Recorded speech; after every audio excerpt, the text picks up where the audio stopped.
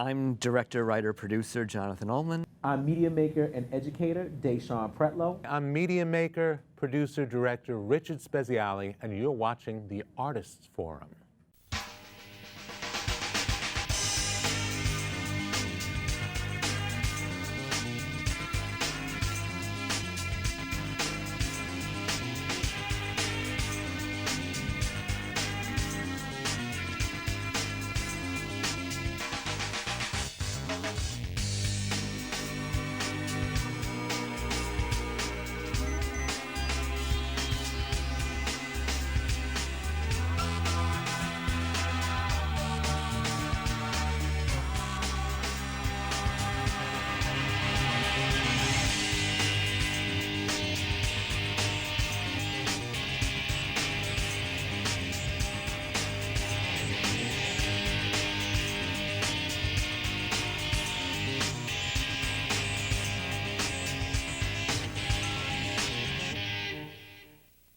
Welcome to the Artist Forum, Festival of the Moving Image segment. My name's Devorah Hill, and I'm going to be your host.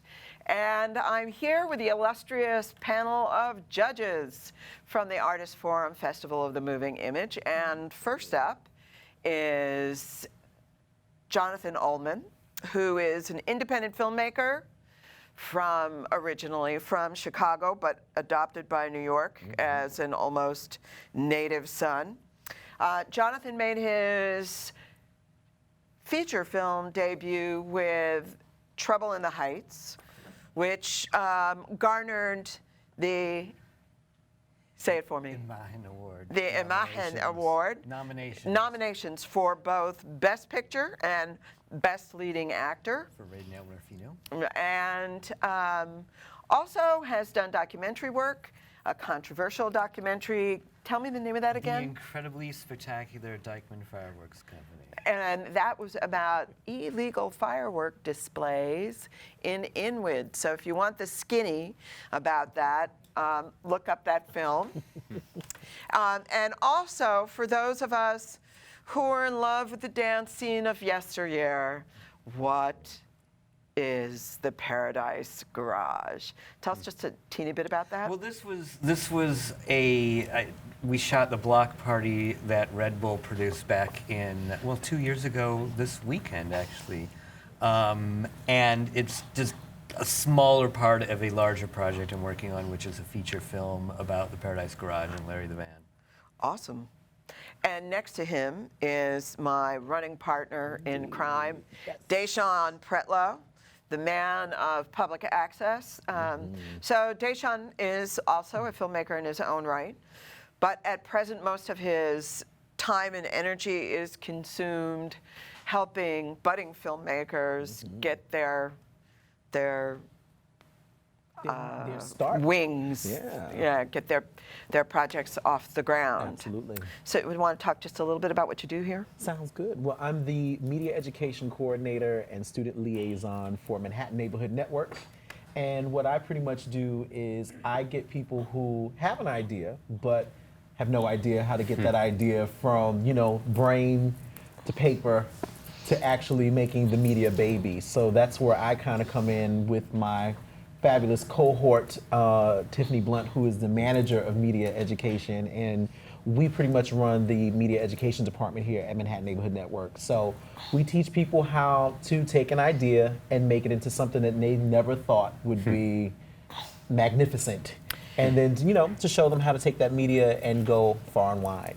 And next to DaShawn is man of all, like an Indian god, but with a whole bunch of arms, is Rich Speziale, editor, and is it correct to call you the co-producer of Burma? Co-producer. Co-producer of Burma, which was a Soho?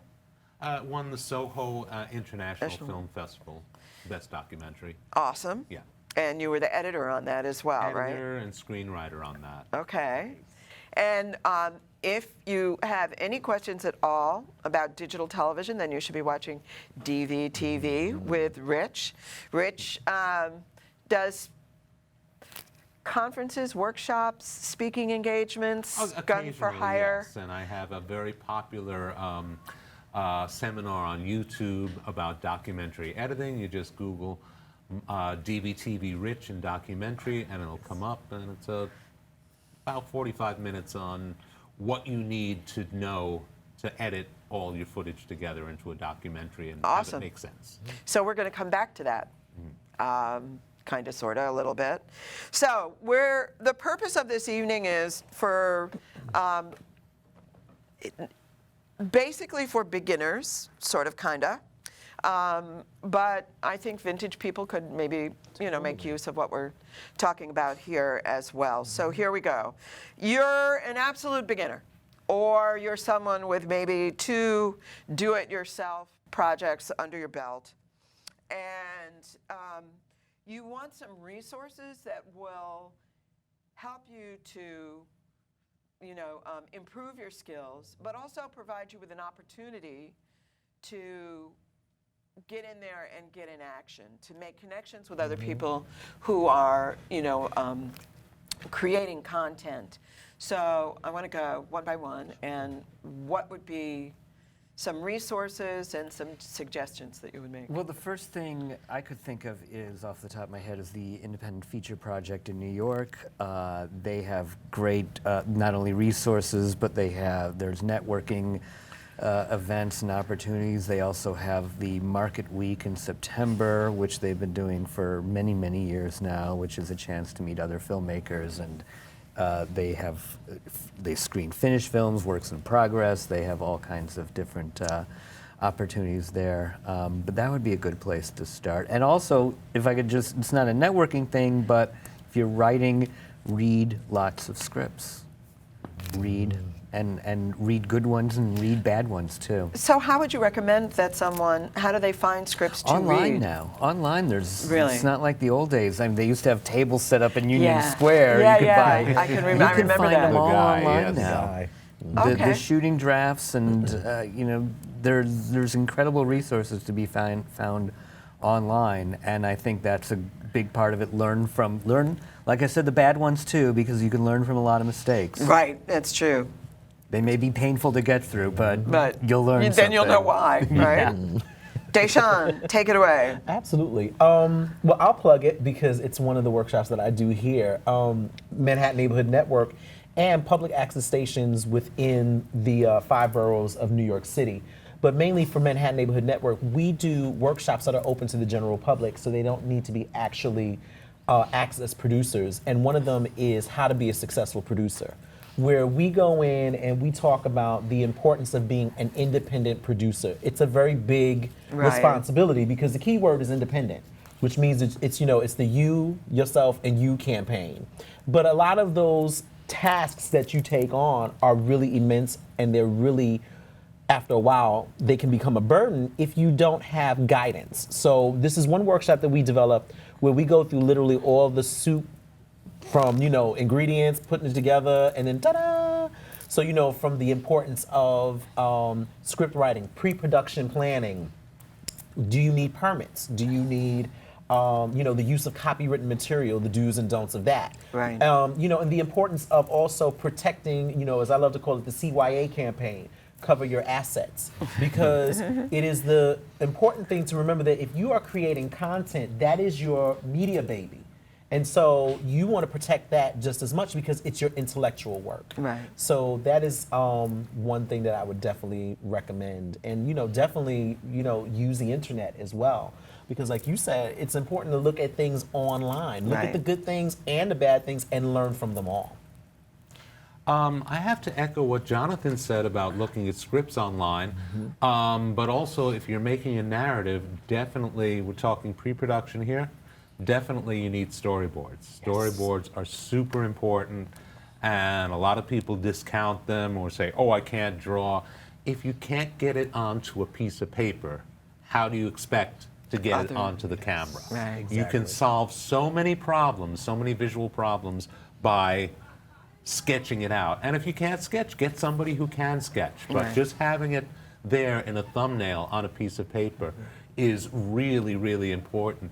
Use the internet, look at classic films, there's tons of storyboards online, and see how closely the films of the masters, you know, Hitchcock or Orson Welles or Yeah. The North by Northwest. Yes. The crop duster scene is well documented Yes. by storyboard. On a lot of his things are. Yeah, and it's, I mean, Hitchcock basically made the film on storyboard. You can see the whole film, but that's not the only thing. They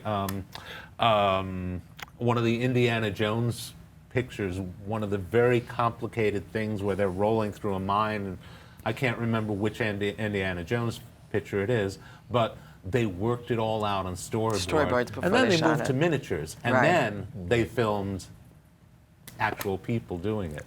So I'm going to take people out of their, from in front of their, their computers and borrow them from public access or the New York Media Center.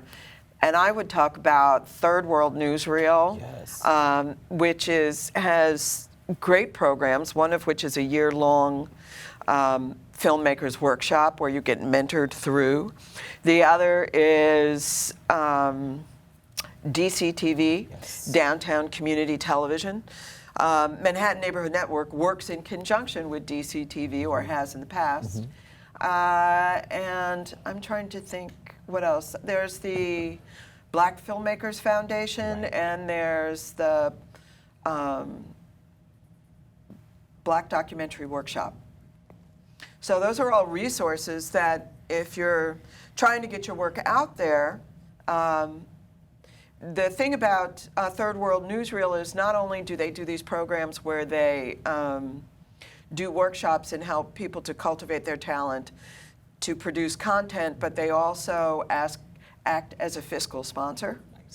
And they do distribution. So those are some key things that, you know, information that could also be helpful. All right, so as you seriously begin to develop and plan your project, what are some of the key things that you should focus on that will inform your preparation for production planning and execution? Please explain the difference on that impact documentary versus dramatic narrative. And Rich, I'd like to bring in your speciality of knowing studio as well as you do, so that if someone is talking about producing a studio show, what are the things that they really need to kind of think of? So up first, Jonathan. Well, I just would like Rich to actually hear what he. Okay. Well, I was going to chime in on what I didn't. I said something about narrative in the first question. I didn't really mention documentaries. You can't do storyboard for documentary, but you can do research. The better you know your subject, the better you know what you're getting into. And talk to the people. If you go somewhere to document something, a ceremony or a procedure or something like that, talk to the people who work there, who are doing it, who are involved with this. That gives you, the more background you have, the more research you do, the more inspiration you get. And the more you'll know where to aim the camera. Now, as for studio, there's a lot of skills that have to do with camera blocking and just, a lot of, since studio is done with 4 cameras now, a lot of it is instinct, and you just have to keep doing it in order to sharpen your skills. Absolutely.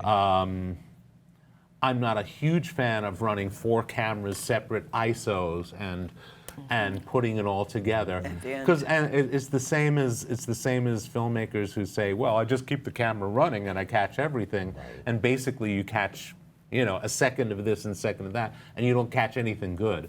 So I'm a big fan of, even in situations where I keep the camera running, I'm thinking individual shots. Okay. In features, in narrative features especially, pre-production is everything. Pre-production is the planning. I mean, it's doing shot lists with your director of photography. It's rehearsing with your actors. It's wardrobe. There's so many different facets to it, and that way, when you're on set, because something will always go wrong, at least you're prepared for everything that goes right, so that when things go wrong, hopefully you have a handle on things, and it's as much as you can plan. I mean, every day is planned, every scene is planned out. Really, everybody knows what they're doing once they get there. So I want to tease that out just a little, right? For somebody who's never done dramatic narrative, to kind of give it a thumbnail sketch. You get a script. What do you do? Well, someone has to break it down, and someone has to figure out how many days it's going to take to shoot, what we're shooting on this day, that day. It's a bit like putting a puzzle together, because then you're dealing with actors' availabilities, you're dealing with location availabilities. Right. Films, usually aren't shot in sequential order. It's really putting a puzzle together and figuring out how much it's going to cost as well. So that's the first thing you do when you have a script, and kind of figuring out how it all fits together, and keeping your budget contained, keeping your location moves to a minimum, because that's time, and time is money on the set that you're paying your crew and everybody else for, and just being really efficient. So you're new at this, and you've deconstructed the script. You know how many days, you know how many locations. How do you go about delegating tasks and recruiting people? Well, the best way, if you're new at this, the best way to do it right is bring in people with experience, who have that experience that you can draw on. And it's, again, you'll network and you'll meet people, you'll meet a line producer, that's pretty much the first person who you bring on, a first AD. And you really let them do the delegating, because that's what their job is. Absolutely. And I would just say, to back up both Rich and Jonathan, I would say what's very important, especially for newer producers and content creators, is communication. Mm-hmm. That's like key, because if this is your project, even if it's the first time out of the gate, as the old saying goes, say what you mean and mean what you say. Right. But it's very important to do that and to keep that in mind, because you can't ever think that even when you're working with professionals, that folks are supposed to have some sort of telepathy going on, where it's like, oh, well, I'm thinking what Jonathan. No, you need to say it and make sure that everyone is on the same page, so that when you're on these locations and you are, it takes resources. You've got to put money out to, get locations and things like that, so that these don't become exhaustive experiences, and then you kind of give up because you're just like, oh, it just doesn't work. Just the basics. Start small and work your way up, and just be diligent on communication. You may think you're emailing somebody too much, but you'd rather email them too much than not at all, or not enough, so that it's in there that people know exactly what you want, so that the production can move forward. And that's for your storyboards, your shot lists. They all come into play here, and you're only as good as the information you share. Let me also say that prioritize. Yes. Prioritizing is very important. Don't get hung up on that masterpiece shot. Don't get hung up on making a masterpiece anyway. You're making a whole thing. There's an old engineers. There's an old engineers thing that from television engineers, and it goes, do you have picture? Do you have sound? And a lot of people are working on things like this level, this level, this level, and hey, do we have sound? Do we have a picture? Exactly. Without getting the basics down. So get the basics down. Make sure, don't spend a lot of time on any one thing in particular. The whole script, the whole totality, that's more important than any one shot that you think is going to blow anybody away. Anytime anybody's shown me a shot that they say, oh, well, look at this, I'm never impressed. Right. The work of art is the entire piece, not just a shot or a camera angle or a special effect. And if I can just add to that, if you've hired the right people, there's always going to be someone who won't let you linger on anything. Yes. Exactly. Yes. Keep it going, let's go, next right. setup, we don't have the time. Exactly. And that's it. And can I piggyback just on the two masters here?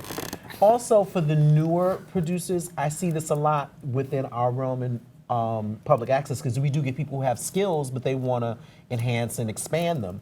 Please don't get caught up on the toys. You know, the technologies and the items that we use to create our content.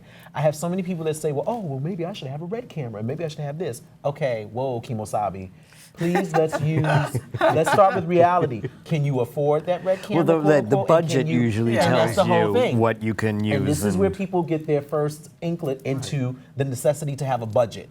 You know, and sometimes your budget may be a budget and you have nothing. But that doesn't mean that you can't get your project started, because there are venues and avenues available. So the thing is that once you get away from, because I have this piece of technology, oh, it's the great thing. It's just like a car. If you don't know how to drive it and you have a Maserati sitting out front, great. But if you don't know how to drive it, it's useless. Right. So you got to keep that in mind. I have to back that up, because they don't even make bad cameras anymore. You get Correct. a $200 camera, Exactly. it looks spectacular. But, you know, they shoot movies on iPhones, and they look incredible. And they look Tangerine. Tangerine. Right. Exactly. Amazing. So the deal is, it's not the brushes, it's the painter. Correct. Exactly. So- yeah. Especially Well, now more and than knowing ever. how to use the brushes Yes. too. Exactly. Exactly. So I piggyback on what you said, Rich, with regards to do your research. So do your research on your topic, and that means moving away from the computer or from the books as well, and actually go to your locations. There's a lot that you don't have control over in documentary, but there's a lot that you do if you do your homework. Tech Scout.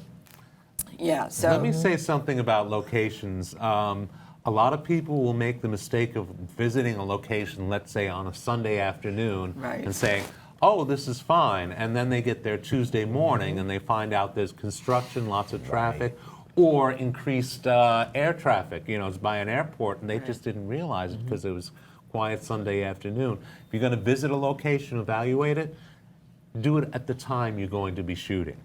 So I want to move on to production. It's the day of.